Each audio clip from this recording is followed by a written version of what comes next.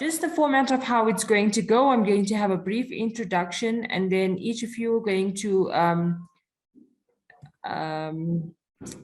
have your inputs, which is about 4 minutes each. There's 6 of you, and the order in which it will go is Joy, Elizabeth, Bokani, Monica, Anna, and Solange.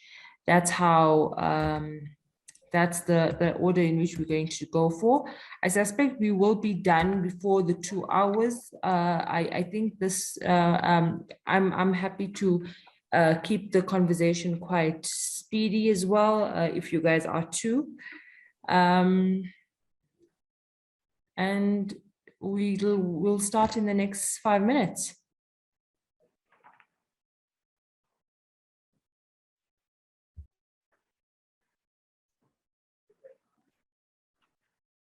Good afternoon, everyone.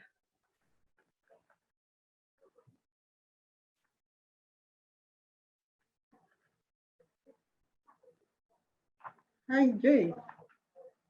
And the rest, how are you? I'm fine, thank you. Good to see you. I'm one of the person who disturb you so much. Like time is been changing from That's called time. Yes, I'm facing the same. Yeah. Okay. But yeah, good to see you all. All right, thank you. Okay, great. Thank you so much. Thank you.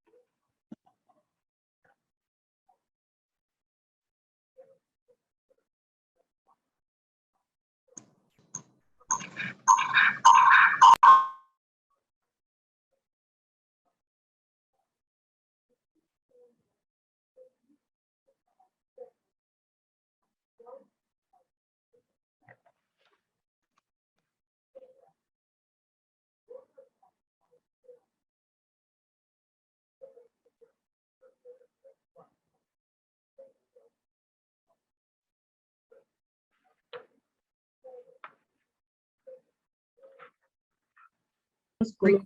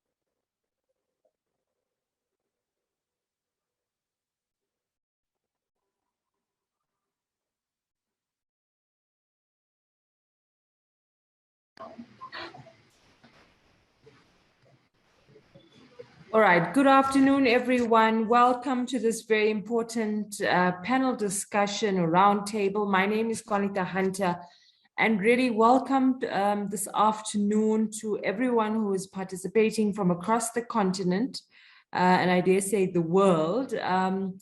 So it's been 3 days of very riveting discussions at the African Women in Media Conference under the theme Building Resilience. If anything, COVID-19 and 2021 really has shown us is that we need to build resilience, and more so, we need to do so in newsrooms and in the media landscape. Now, gender policies in newsrooms, this is something that all of our panel today are experts in and have deep opinions on, and I think that we need to have this conversation. It's very important because what we're trying to do today is bring together practitioners and experts involved in policy development relating to women's rights. And what we're trying to do is to identify gaps and opportunities in effectively developing and implementing gender policies that speak to both women working in the media as well as women as subjects of media content. How do we deal with women that we report on? Are we doing it in a way that fosters or engenders or perpetuates the male gaze and the male outlook? And these are discussions that I want us to have today in this session. Like I said, my name is Qaanitah Hunter. I am the politics editor of News24, and I'm an author, and I join you from Johannesburg. It is quite sunny in Johannesburg. I've just returned from West Africa this morning, and I'm happy for our more moderate weather here in South Africa. But suffice to say, thank you all for joining us again. So the format of this discussion will go as such. We will be having input by our 6 panelists, and then which will be brief at 4 minutes each, which I think will adequately assist us in sort of touching all the topics that need to be discussed today. Thereafter, we will then we'll go into breakaway groups and discuss different topics. If I can, I would want us to just have a preview of the topics that we're going to be discussing, and keep that in mind as we go into our breakaway groups. So we'll have 1 or 2, let me just see. Okay, so 3 questions per breakout group. We're talking about how can gender policies enhance women's voices in the newsroom? How does the presence of strong female role models in media leadership influence women journalists' careers progression in the Ethiopia context? What policies are relevant to you that you would like to see implemented or included in your organization's gender policy? Also talk about the best mechanism to improve the women's situation in newsrooms, who is to build female journalist capacity in Africa, among other questions. You will be separated into breakaway groups after the initial inputs, and the questions will be posed there, after which we will come back and have a report back on the session that we have. Again, welcome. I appreciate it. This discussion comes following South African National Editors Forum in 2018, partnering with the Glass Ceiling Survey, in which they found that while there has been dramatic shifts in the race and gender composition of the media since this matter was studied more than a decade ago, Black women are still not fairly represented in media decision-making in South Africa. The pay gap is widening, especially in the age of digitization. There's also this concept of an old boys network that's still alive. There's underlying patriarchal norms. We've also done some surveys in relation, and I'll share the link, in relation to harassment in newsrooms, and found that it's still quite at staggering rates. And I think that this is just our experience in South Africa, but our colleagues can share very similar stories.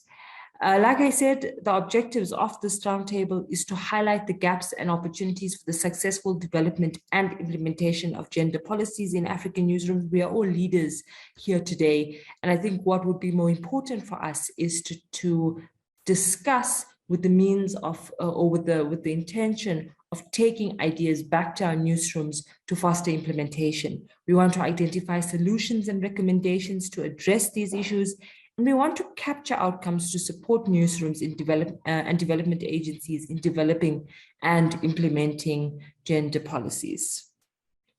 So without further ado, I would like to go into the list of speakers that we are going to be going through. We have, like I said, we have 6 speakers from across the continent. We have Joy Kaguri from the Standard Group, if you'd remember the order, but I would prompt you as we go along. Elsabeth Samuel, International Media Support. Bokani King, Yorona FM. Monica Laganparsad from New Frame. Anna Namirano from Juba Monitor and the Daily English newspaper, and Solange Ayanone, who is from ARI Media Limited. Ladies and gentlemen, thank you again. We will start off with you, Joy, who is the current Group HR Manager for the Standard Group PLC with over 20 years of experience.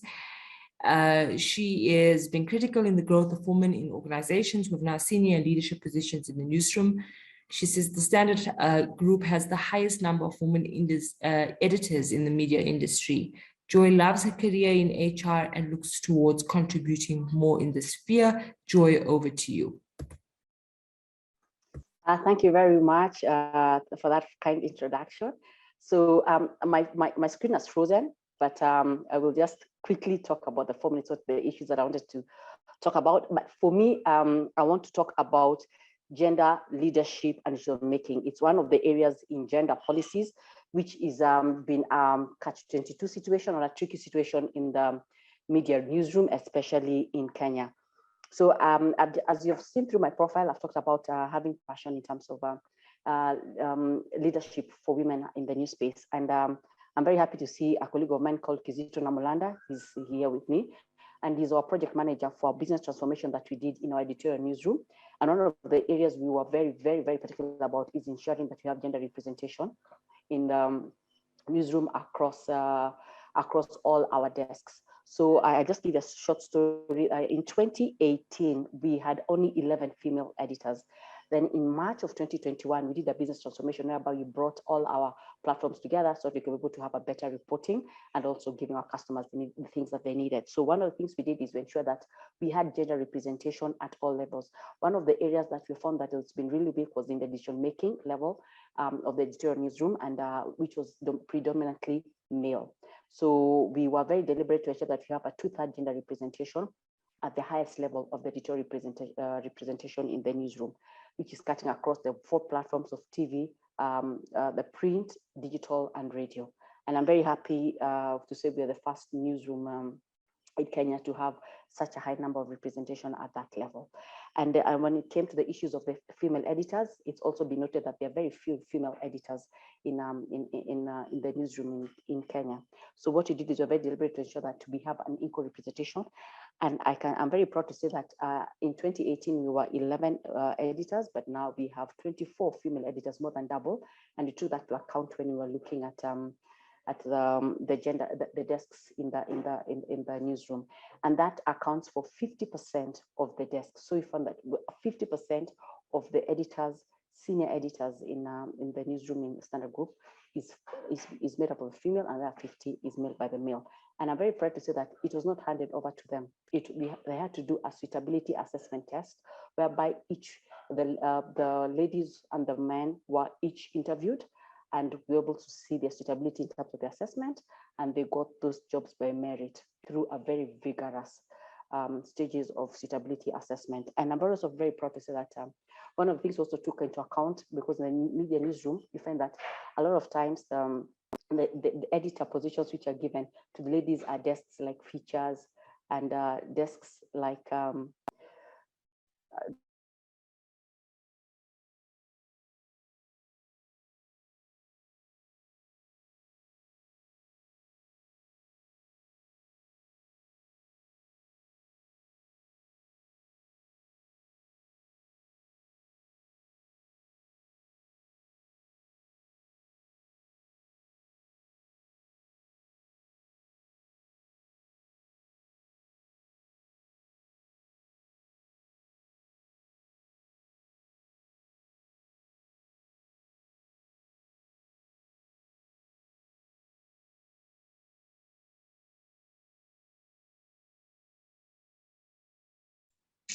Hi everyone, Qaanitah, can you hear me? Hello? Sorry, we were not meant to go to our breakout rooms right now. It was a mistake. We will be adding you guys to the breakout rooms once we get to that level. You can continue. Thank you very much for that. Sorry about that hiccup. So I just want maybe to just summarize to say that we are very deliberate in terms of the kind of desk that we give our female editors. I'm very proud to say that desks like political editor and the deputy political editor, they are manned by ladies. Desks like the county editors, that does reporting for all the regions, across all the regions and the counties in the country, and where all the bureau chiefs report to that desk, it's manned by a lady. Also, a desk like our data, it's called a checkpoint, which is our data and research, very data analytics, and very heavy in terms of providing data to all the desks in the newsroom, is also headed by a lady. I'm also happy to say like our health desk is also very strong, and it's also headed by a lady. So I'm very proud to say that these policies can, the companies be very deliberate in terms of ensuring that they're able to plan for them, implement, and monitor, and ensure that it's done in the newsroom. So right now we are at a space whereby we've also been able to partner a lot with WAMINFRA, African Women in Media, African Women in Kenya chapter, to enable us to be able to be very sensitive as we continue creating more gender policies that are very, which are very fair and are very just to both the gender, men and female, gender, which is both men and women. So thank you very much. I'd also like to talk something on sexual harassment. We've also done big time, but because of time, I may not talk about it. But maybe as we get along in the engagements, I could be able to share our experience at Standard Group. So thank you very much. Thank you. That was absolutely insightful, Joy. I think that you definitely have a blueprint which can be implemented in other newsrooms across the continent.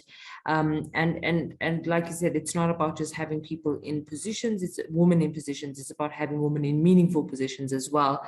Our next speaker is Elsabeth Samuel. Elsabeth is a program officer with the International Media Support. She's a media and human rights expert engaging in media development research and capacity building. She spearheaded efforts to improve health coverage at major news organizations in Ethiopia and contributed to the establishment of the African Health Journalists Association based in Lagos, Nigeria. Elsabeth worked as a senior producer for the BBC World Service Trust. She also worked for Panos Ethiopia as a gender and HIV radio coordinator and served as a communication consultant to the International Organization for Migration. You can go ahead, Elsabeth.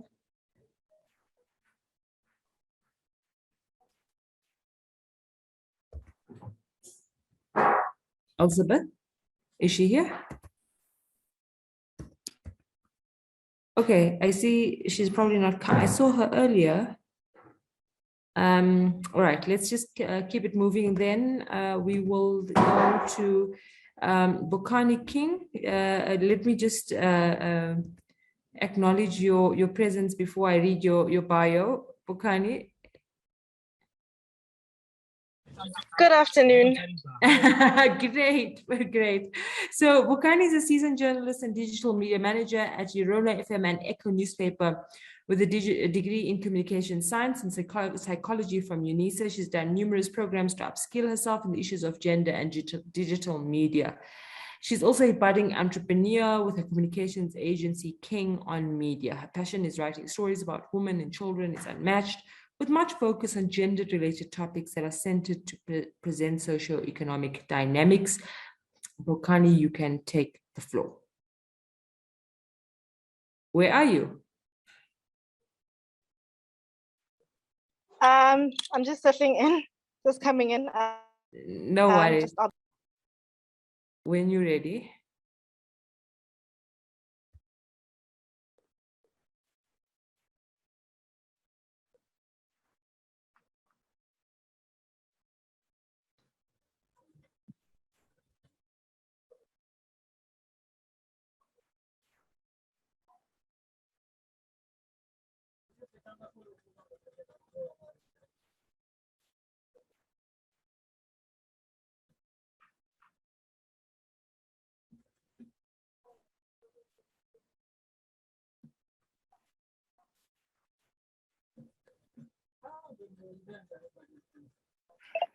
Okay, good afternoon, everyone. My name is Bokani King, as mentioned.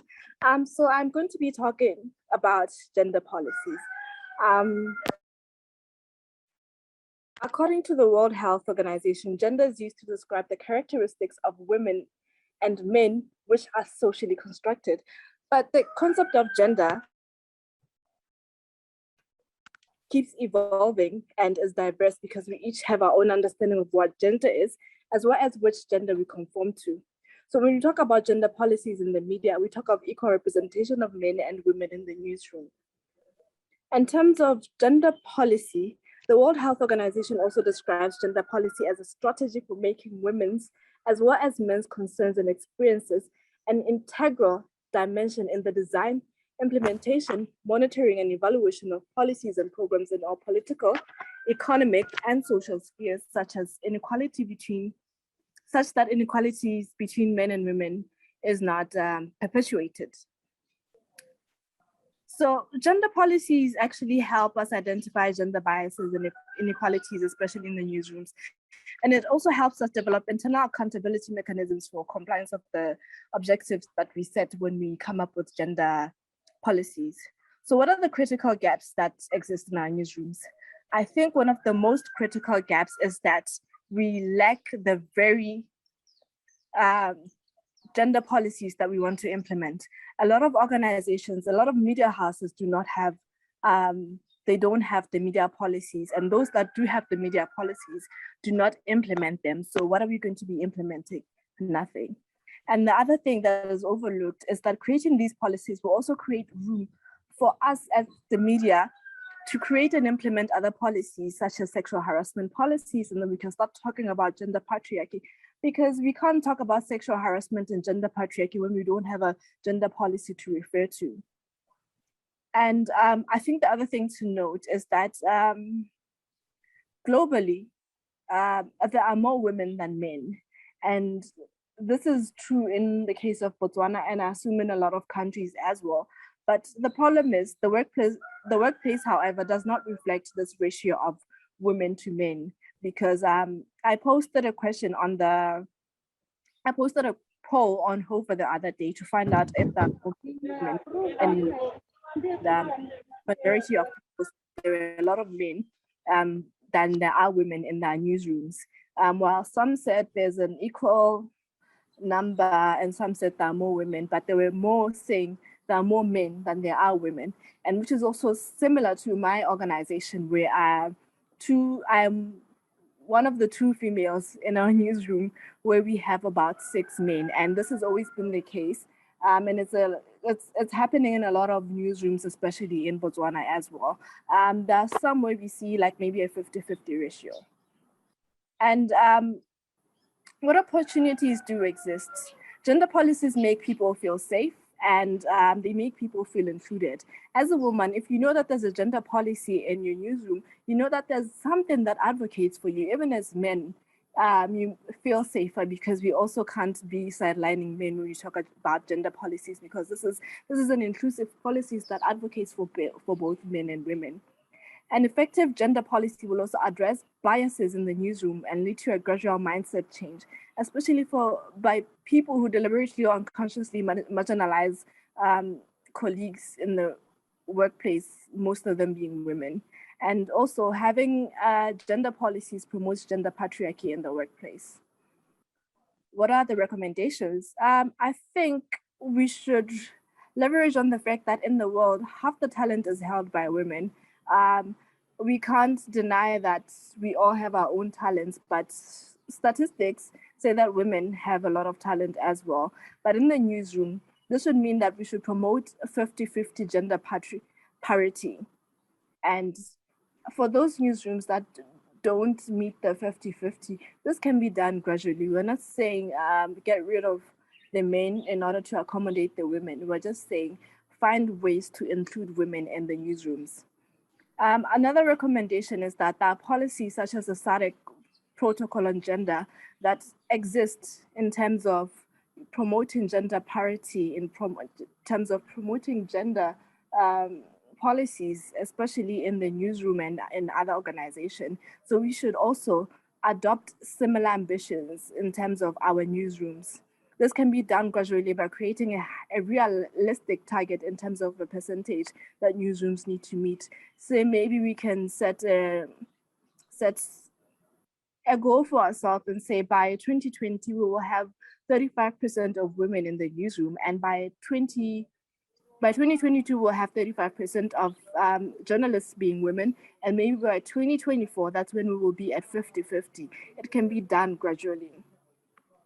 Also, gender policies in newsrooms should be enforced by creating gender committees. It is important to create a committee that has a mixture of both men and women, because we are not trying to have more people talk on their side than on being impartial. Gender policies require organizations to set up task forces within the newsrooms that will create policies, to conduct a gender audit, and develop a draft policy that promotes openness and transparency in the newsrooms. And this committee has to ensure that the policy is adopted. And when we talk about issues of harassment, women are always, these stories are always written by women because they can relate. But why are the men not writing? We focus more on, we tend to assign these stories to women because they can relate, which sets the men aside. And then this is where the gender policies come in, because everybody needs to understand both sides of these situations. We can't talk about gender policies when we don't have men involved in creating conversations around protecting women, when we don't have women also taking part in conversations that try and find out why situations are the way they are, why men behave the way they are, and to also educate men about the stereotypes in our newsrooms. And one of the best practices that I can talk about is the BBC. The BBC has a 50-50 equality initiative that seeks to improve representation, and we can borrow a leaf from such and try and implement it in our media houses. And here in Botswana, we have a media house called The Voice newspaper.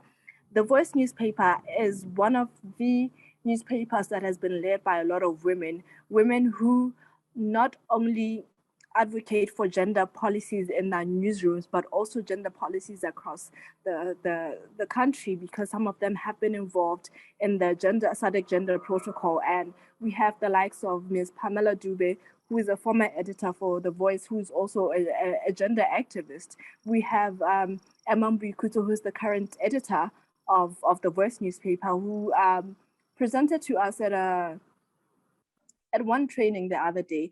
And she was talking about how they have gender policies in their newsroom, how they have a non-fraternization policy in their newsroom, how they look after women in terms of sexual harassment. And this is what we talk about when we say gender policies, because creating these gender policies makes room for us to be able to understand what needs to be fixed, what needs to be rectified in newsrooms. And it is up to us as the media to also have these conversations, because we can't always be putting issues of gender policies to women, because we are under the impression that these affect women more.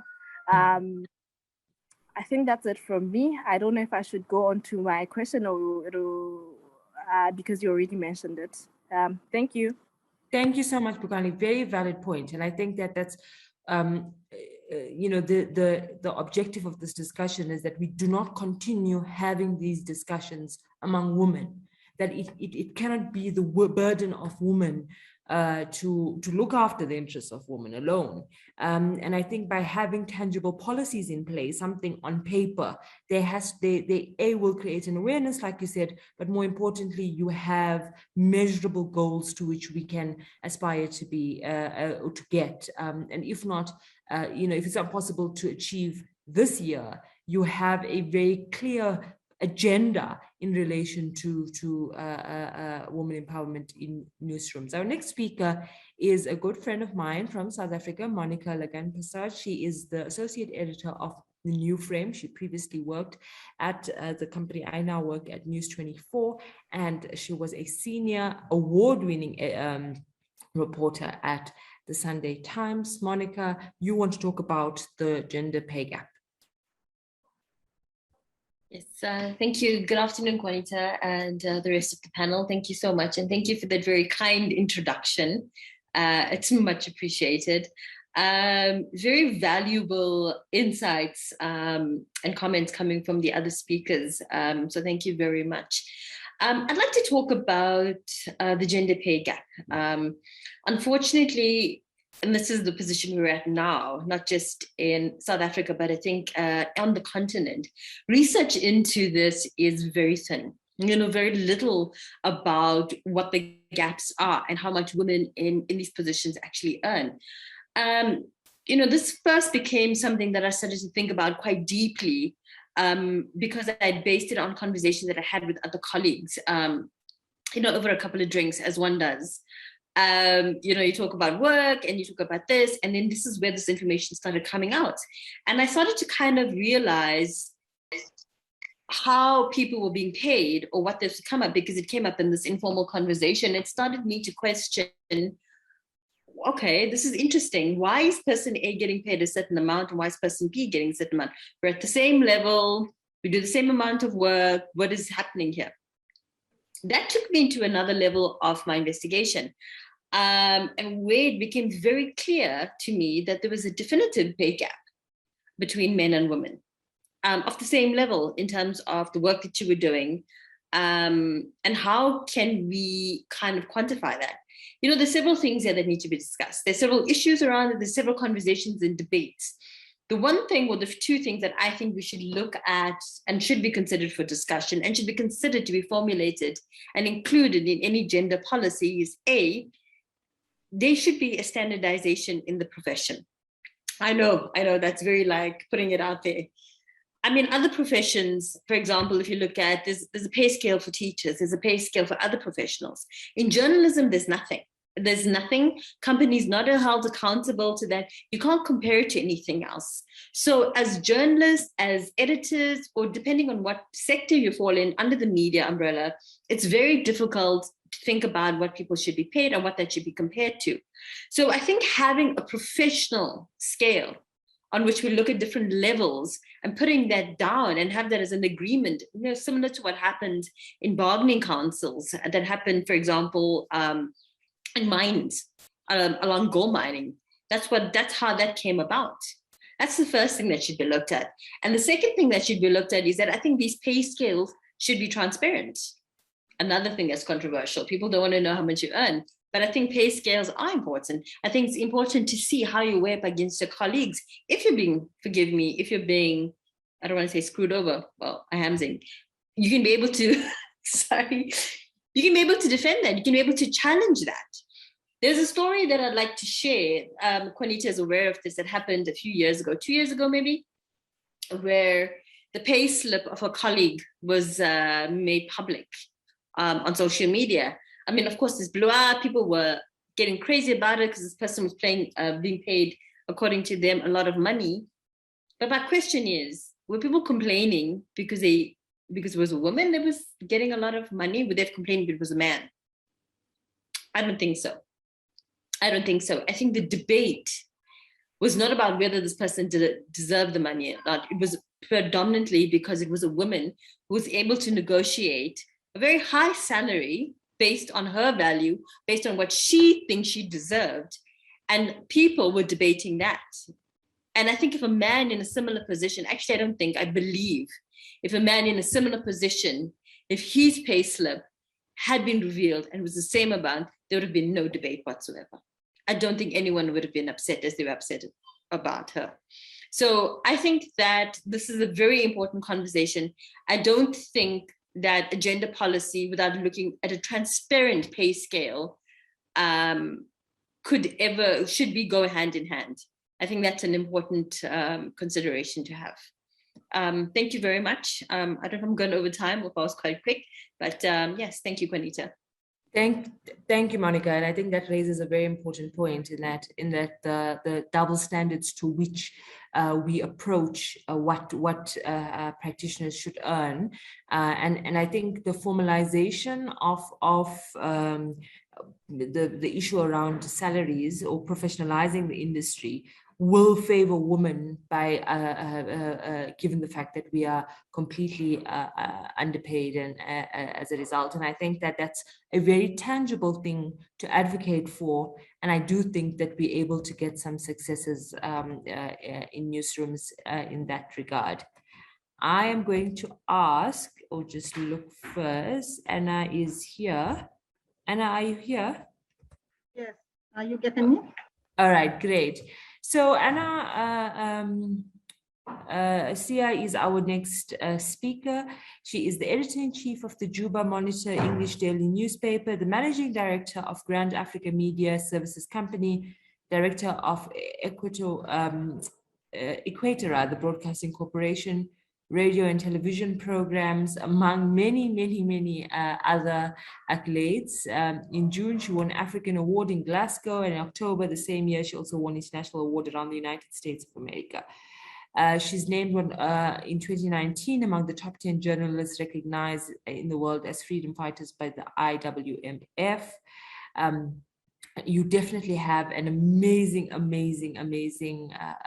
bio and CV, Anna, and I am really looking forward to your input. You can go right ahead. Okay, thank you. Dear my colleague and listener to this conference. It is a pleasure for me to be one of the speakers for this great event in Africa. As the topic says, gender policies in newsroom, I look beyond than to confine myself in the newsroom due to some African traditions that are hindering women's development.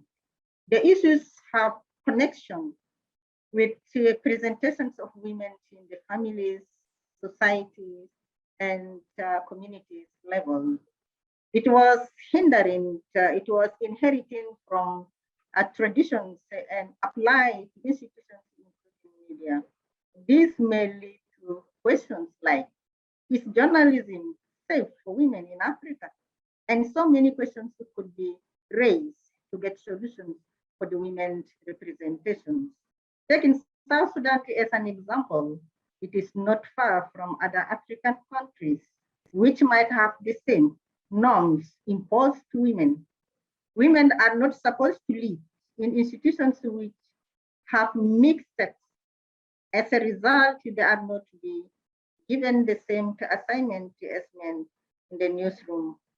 For example, these events are assigned just to men, and women are just look like weak. They cannot be able to cover it. Consider that it are just like this event is not this assignment is weak for women, is to be given to men. And that one, as I just mentioned, it is inherited from the tradition, and that women cannot do this and can, according to the vulnerability of women. And vulnerability of women for journalism should not be considered as part of the discrimination in media industry. So what should be considered for women journalists is safety, especially women who are working in their own countries. You know, how to be assigned in a zones that, like in South Sudan, the states have severe conflict, severe fighting. That one maybe safety of women can be considered in that, but not in other normal assignments. And this is very, very, very important. And for my recommendations is that one of the recommendations is the concept of weakened women in newsroom is to be not considered in the newsroom. The same treatment given to men in the newsroom should be applied to women. And women can report anything to happen to them in the field, like even in the newsroom, like sexual harassment, intimidations, threats, they have to report. Because some, they are not reporting such kind of things, and they're keeping quiet, and they're thinking is part of the traditions, which is bad. Women should be promoted in positions of editors, managers, and like now what we are doing, this is a part of the promotion. We need to consider this in big events. We should invited them to participate, and we should educate them. The younger women, we can mentor them so that when they reach a certain level, they will be able to do the work we are doing as female. And the other points I don't want to say because it has already mentioned by my colleagues. It will look like repetitions, but the most important things, we need to share also ideas. Sharing experiences as women in Africa in the newsroom is very important. We should have even networking. Networking of women can help a lot in sharing problems. And I cannot say, for example, if you are in another country, you cannot say like it. You are the only one suffering. But when you share your problems, you will get for it. Thank you very much. Thank you so much, Anna. I think you raise a very important point around mentorship, because the important thing of this is that when we are given opportunities as women, we have to make sure that the door is open for more women to come after us, because there is a sense sometimes where there's the superficial sense of gender empowerment where they appoint sort of one editor in a newsroom and everyone ought to have clapped for that, and no one else, no other woman is meaningfully promoted. And I think that that's where mentorship comes in, and we have a long way to go in that regard. And I think you've raised extremely valuable points, which we'll add to the discussion when we go to our breakaway groups. We now go to Solange Ayanone, who is from Rwanda. She's a professional journalist for 29 years. She's a master's in project management and development studies in the Pan-African Institute and Development. She started her career in 1992 with the National Radio Rwanda as a journalist, then the head of a sub-department of the radio production. She occupied the position of program manager up to 2013, where she joined Pax Press as media coordinator. She's also served as an international trainer for the International Women Media Foundation. She worked for international media and other agencies. She's also a country coordinator for the WAN IFRA Women in News program. Thank you very, very much, Solange, for joining us today, and you can take the floor. Thank you very much, moderator, for this opportunity. I'm going to talk about, I will not be long because other speakers talked about this. Can you hear me well? Yes, you can. You can go ahead. Yes. I want to emphasize on the importance of the gender policy in the newsroom, because it allows to give equal opportunities, equal chance to both the women and the men who are in the media house.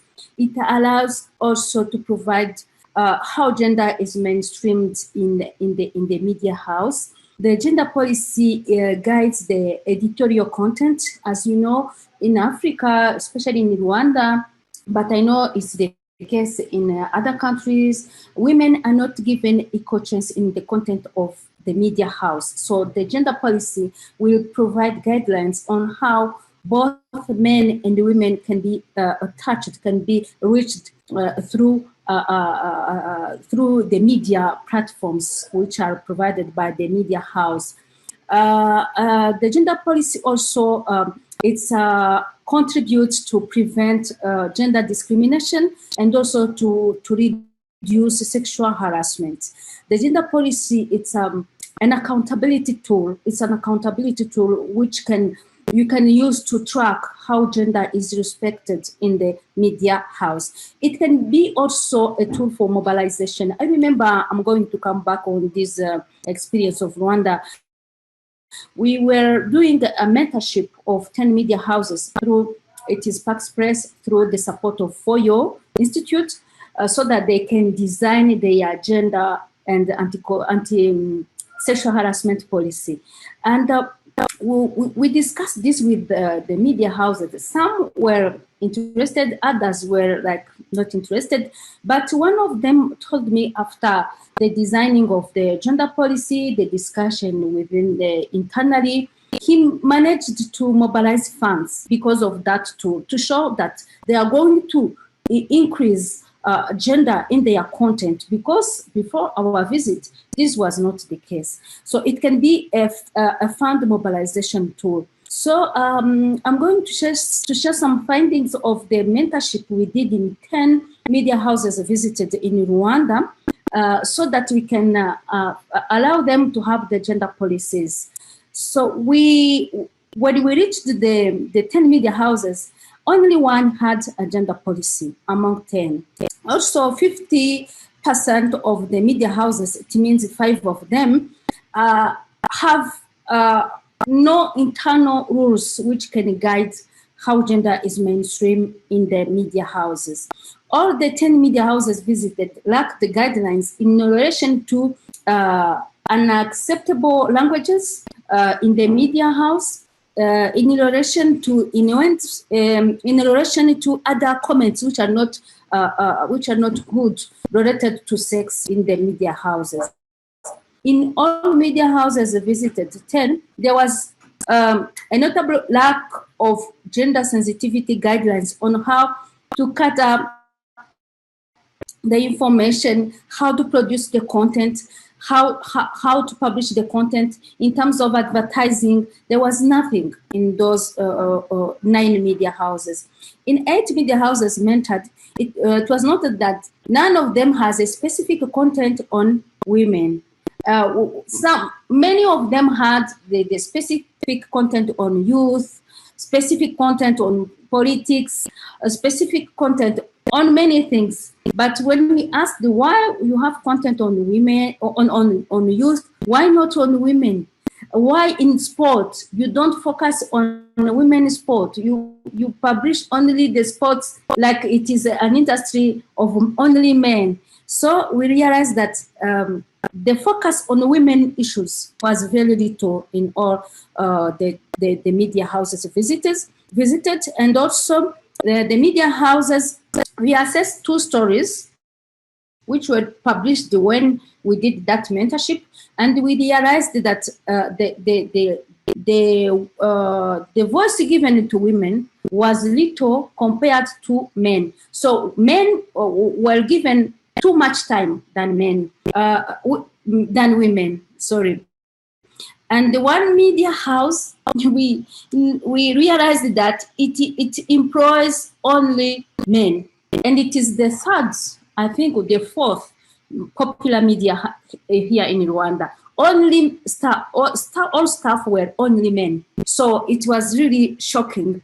So those are the findings we realized, showing that the lack of gender policy can be really can be like a barrier for the media house to perform well, to give equal voice to men and women, to produce the content which reflects the categories of the community.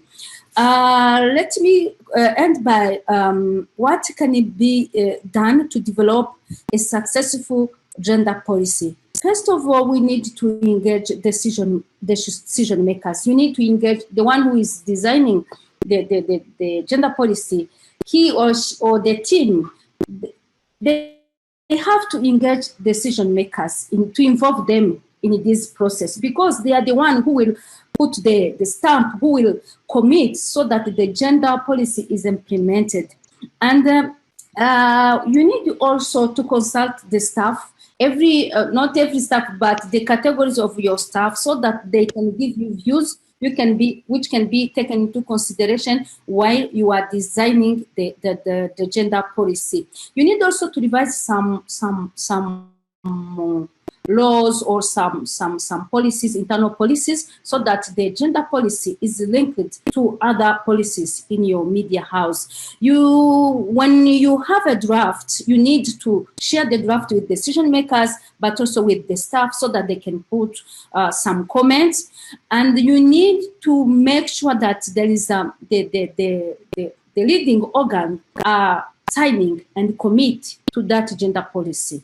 And at the end, you need also to have, it's a document. It's good to have a document, but again, you need to discuss the content of the gender policy with all staff, even the newcomers in the media house, so that they know what is the content. If you have an editor has to send a team to the field, how they can voice both women and men, how they can voice even other categories who normally they don't have chance to talk. So those kind of content, if you don't discuss the content of the gender policy with everyone, so it will not be implemented. And to close, you need to have like a focal point, a gender focal point, or a team of people in charge of the implementation, where if someone is maybe is facing sexual harassment or any other discrimination, to know how I can report.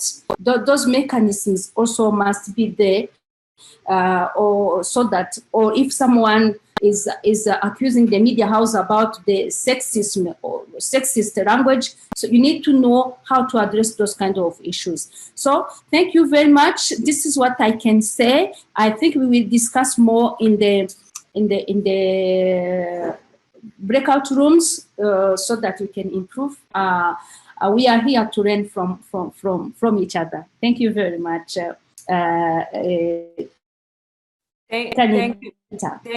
Thank you very much, Solange. I think that you raised a very important point around having people responsible for this objective, because by just talking or having aimless discussions or discussions without an end destination, it makes it easier to just sort of making it a box ticking exercise where we spoke about gender policy, so therefore it is sufficient. It's not sufficient. We need to see some of these things go through, and I think that when we take the outcomes or these discussions back to our newsrooms, we have to keep that in mind, that there has to be almost a product leader for gender policies, so that we can enjoy the benefits of it as all of the speakers have discussed today. Thank you so much to all our speakers. I'm just trying to see who we missed out on. I don't think Elsabeth is here, so we are good to continue the discussion in the breakaway groups. Yinka, are you assisting me with the breakout groups?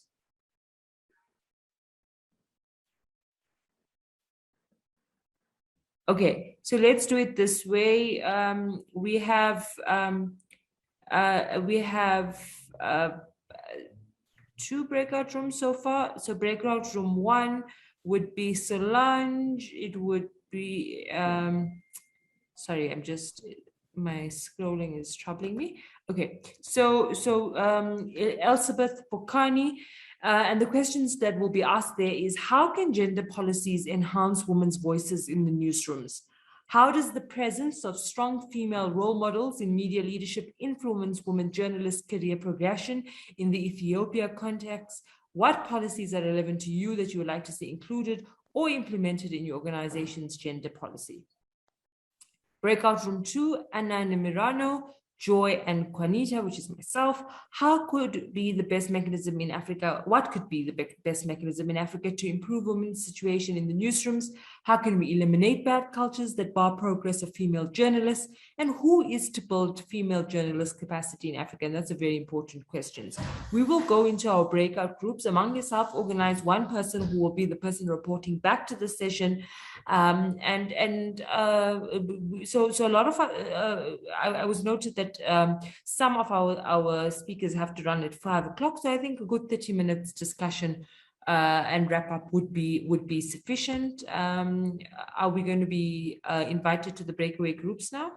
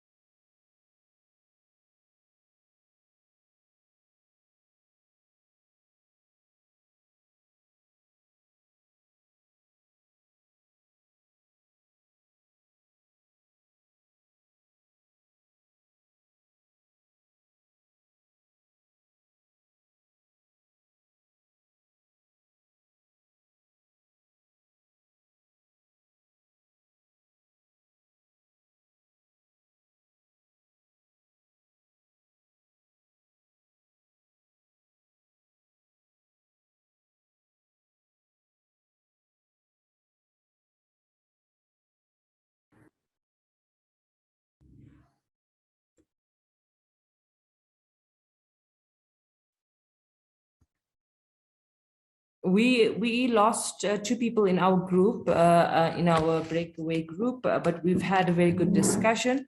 I will be alerted when our colleagues in the first breakaway group joins us, and then we can summarize.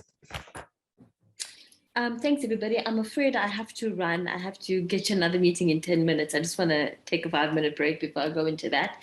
Thank you very much for this opportunity. Thank you, Qaanitah, for moderating this. And thank you to all of the participants. I certainly learned a lot from the other women. Thank you so much and take care. It was lovely to meet everybody. Thank you.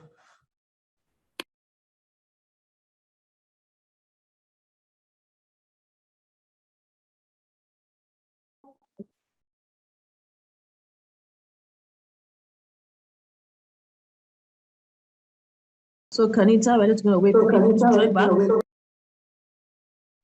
Yes. Okay, thank you.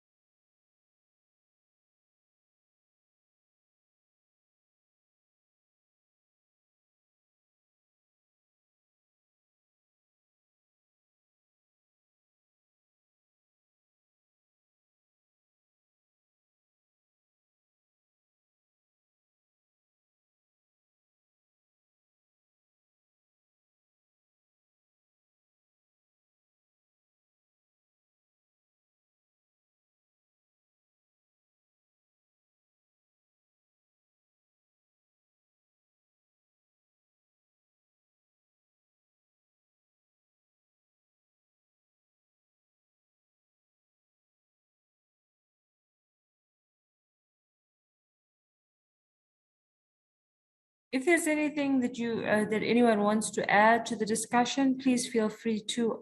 We can just continue having these discussions while we wait. Otherwise, we'll wait for our colleagues in the breakaway session 1.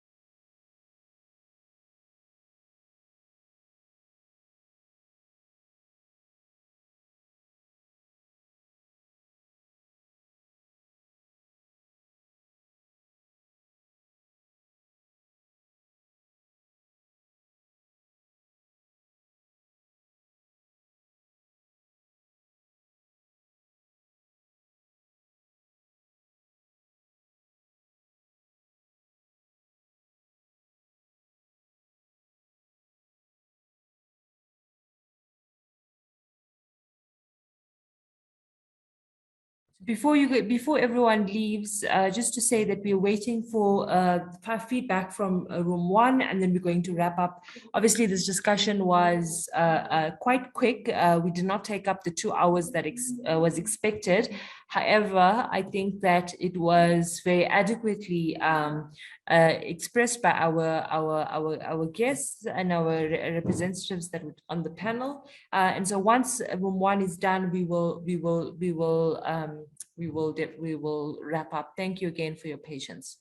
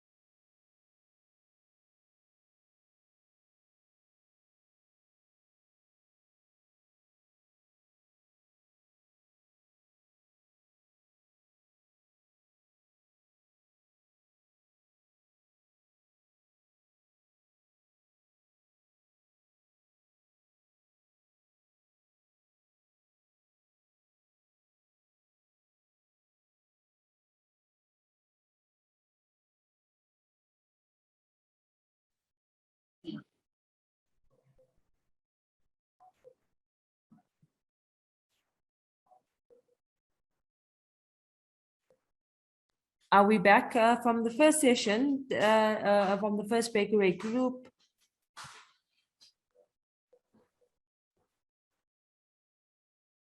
Yes, we are back. All right, Yes, thank you yes, very yes. much. I think a lot of our colleagues have dropped off for a number of reasons, connectivity, and others had meetings. So it's good that we can just keep this session a bit quite short. Monica had left, and Joy, who was our rapporteur on this session in Breakaway 2, dropped off the call. But to say that there was a discussion around formulating, the sun is just very in my face at the moment, but we'll make it work. To say that there needs to be a separation in terms of what policies. So you have sexual harassment policy should be non-negotiable. Gender policies in relation to employment should be a secondary thing, with a secondary component in relation to the gender pay gap and how companies can aspire to bridge that gap with deliverable goals. We also reiterated the point about having a deliverable targeted plans with people in charge of those plans, so that it's not just a conversation and it is actually a plan. The third point that we raised is in relation to fostering training around gender sensitivity in the university environment, and then supplementing that with causes in the newsroom. And as a result, that would assist in going a long way in factoring or fostering change. The last question that we had was around whose responsibility of it. It's every human's responsibility. Women make up half of the world's population and should represent half of newsrooms, and therefore it should not be a woman's responsibility alone. It should be every single person's responsibility, in that we take care of how we report on women as the subjects, how we deal with women as colleagues, and how we relate in relation to the woman empowerment question. Group one, you guys want to report back?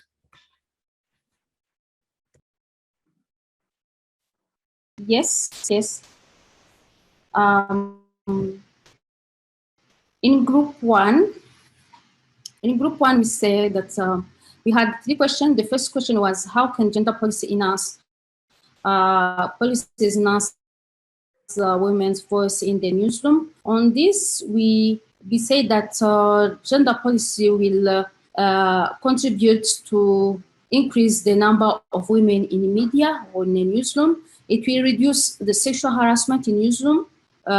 Gender policies will help to solve gender issues, and gender policies as a living document will allow everyone to be aware about gender, and it is also important to bring everybody on board so that they can change their mindset on how they see things or how they take decisions with a gender perspective. On the second question on how does the presence of strong female role models contribute to the career development of female journalists, we say that when we have a role model, this will help female journalists to watch on them and to listen to listen to them. Then this will allow female journalists to get clarity on how things are done, and also the role models will contribute to make an advocacy and to create opportunities, even to alert women on some existent opportunities which can help them to develop their career. And also role models encourage others, female journalists, and also they mentor them. We said that role models having role models will increase the self-confidence of female journalists, because they will say that if others made it, if our role models are at, for instance, increase the self-confidence of female journalists, and also the role models could be the voice of voiceless, especially women in news or in media. They can also reduce, having role models will reduce problems faced by female journalists. On the last question was what policies are relevant and what we can include in the gender policies we have. We say that sexual harassment has to be part of it, how to deal with sexual harassment, gender pay, leadership, maternity, but in general, the gender policy should be there to address gender gaps identified in the media house. This is what we have, we came up in our group one. Thank you. Thank you. I think it's absolutely fantastic and very tangible recommendations that each one of us here can take back to our newsrooms, and I hope those attending this session would find value in that. I think that the most important point is around mentorship. I think all the points are important, but mentorship is something that we can actively go back and implement almost immediately, if not seeking mentors, but also becoming mentors to other younger journalists and supporting those initiatives. I thank each and every one of you for participating to this afternoon. It was really a fantastic discussion. Let me see. All right. It's a fantastic discussion. I really appreciate it. Dr. Yemisi Akimbola is closing the conference at 5:45 Central African Time to 6 p.m. And Yinka has posted the link to that. I think it will be important to get a good summary of what the conference was. I was able to get a few of the sessions and it was definitely insightful. Again, the future of media is women. The future of journalism is women. And to repeat a point that our president reminded us of, in 2050, 1 in every 4 people in the world will be Africans. And so if there's a time for Africa to soar, the time is now. And if there's a time for African women to soar, and African women journalists to soar, the time is now. I thank you very much for your time and for your participation. And hopefully we will be able to talk soon with success stories and how we've implemented these gender policies. Thank you very much. Okay, thank you very much, everyone. Thank you so much, Qaanitah. As we round off now, kindly check the chat section. We will be having a closing remark for the conference by Dr. Yemisi Akimbobola, the CEO of AWIM. So please, in 40 minutes, it's going to start. But please just check the Zoom link sent right in the chat section so that as soon as we start, you can be a part of it. There are going to be prizes for our participants that have been all through the day, and you don't want to miss that. So thank you very much once again. Thank you for joining the whole session, the breakout rooms, and participating and giving value. Thank you, and see you on the other side for the closing remarks. Once again, thank you, Qaanitah. Thank you, everyone. Have a great day.